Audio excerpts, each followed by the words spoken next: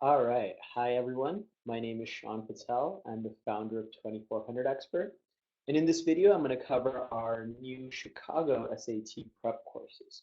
So first, I'll give you a little bit of background about myself. When I was in high school, I was completely clueless about the SAT. I started out around average, but after a lot of preparation on my own, I was able to raise my score to a perfect SAT score. And through that, or after that, it basically changed my life. I was admitted into prestigious universities. I received $250,000 in college scholarships. I even got to meet the President of the United States. And after that experience, I went on to write some number one best-selling SAT and ACT books about my experience and how I did it. And I've started 2400 Expert, in which we teach courses uh, based on my own experience, my own preparation methods to help other students do the same. And we've had a lot of success.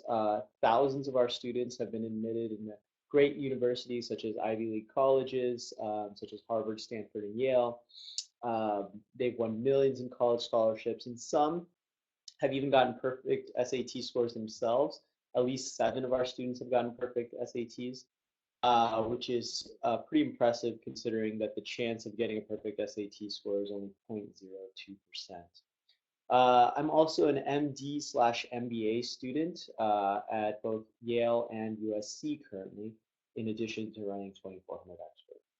All right, so now let's talk about our Chicago and USAT prep course. And for parents, I'm going to answer probably the most frequently asked question from parents regarding the SAT, which is, when should my child start studying for the SAT? So typically, a lot of students will put off studying for the SAT until spring of their junior year or fall of their senior year. The problem with this is, one, you're very busy during those 2 times of year. Spring of your junior year is full of AP exams and finals, and then fall of your senior year is full of college admissions applications. So trying to squeeze SAT prep between all of that is often very difficult for students, and they often don't put enough time in and they don't raise their score enough. In addition, if you wait until spring of your junior year, you totally missed the PSAT. The PSAT occurs during October of your junior year to qualify for national merit. Now, that's not to say you can't start in spring of your junior year or fall of your senior year. A lot of students do and do very well. But if you can, start earlier, excuse me. What I've noticed is students that start earliest at 2400 Expert typically get the highest SAT scores. They get into the best colleges, Ivy League universities, and they get the most scholarships to go. I personally started as a sophomore to study for the SAT, and that was because I was getting ready for the PSAT, which I'll talk more about in just a second.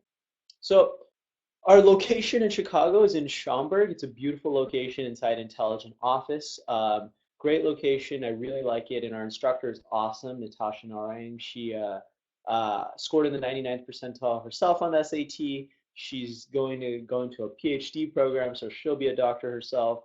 Just awesome, awesome instructor here in Chicago. Now, let's talk about the PSAT. The PSAT, the reason I stress it so much is because it's a really big deal and people don't realize it. You take the PSAT in October of your junior year, and it's an easier version of the SAT, but what does it really count for? Well, it counts to become national merit. If you score high enough on the PSAT, you can become a national merit scholar, which is not only an awesome accolade to have in your college application, but it can also qualify you for, or not even qualify you, you're guaranteed half tuition and full tuition scholarships to about 100 universities across the US. So for example, where I went at USC in Southern California, if you're a National Merit Scholar, they automatically give you a half tuition scholarship, which is worth about $100,000 over the 4 years.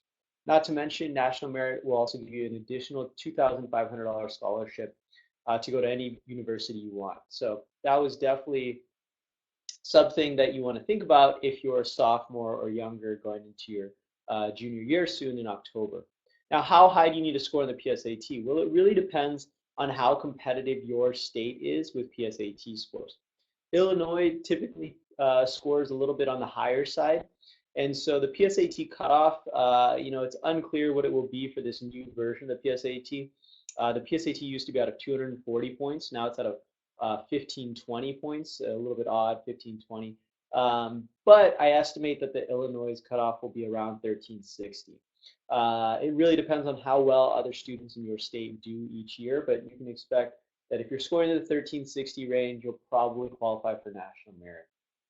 So there's no reason to study for the PSAT. Simply study for the SAT, and you'll be over prepared for the PSAT. Now, one thing a lot of people don't think about with respect to SAT scores is scholarships. So everyone knows, a high SAT score will get you in a great college. But what a high SAT score can also do is pay for college. So when I was in high school, I applied for 100 scholarships and I won 20 of them.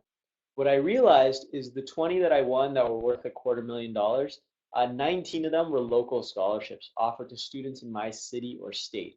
The reason for that, I realized later, is because the competition is much less when you're applying to scholarships that are only open to a smaller applicant pool, right?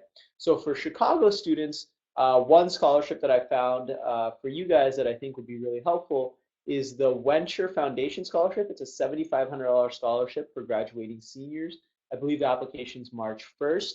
But you want to be thinking about scholarships not only, so you mainly apply for scholarships your senior year in high school, but you want to be thinking about that even earlier, making sure you have a high SAT score, making sure you have good grades, making sure you have good leadership and extracurriculars and community service, right? So all of that is going to help you get lots of scholarships your senior year.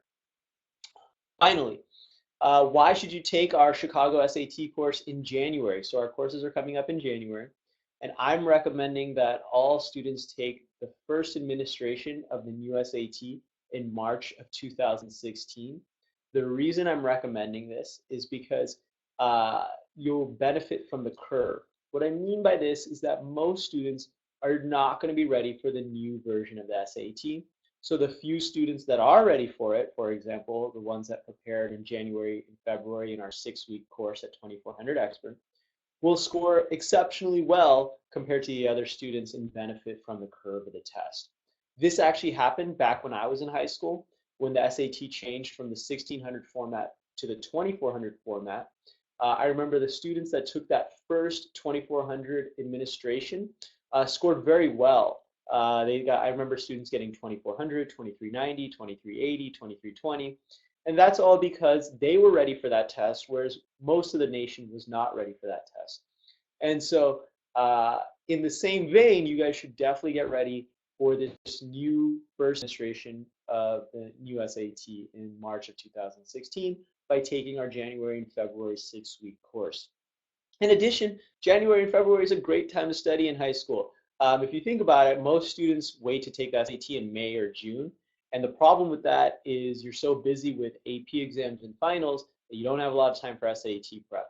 So a better strategy is study in January and February for your SAT, take it in March, then in April and May, study for your AP exams, then in May and June, take your final exams, and hopefully you'll knock everything out and do very well in terms of your college and scholarship applications. So hopefully we see you in a Chicago SAT prep course very soon.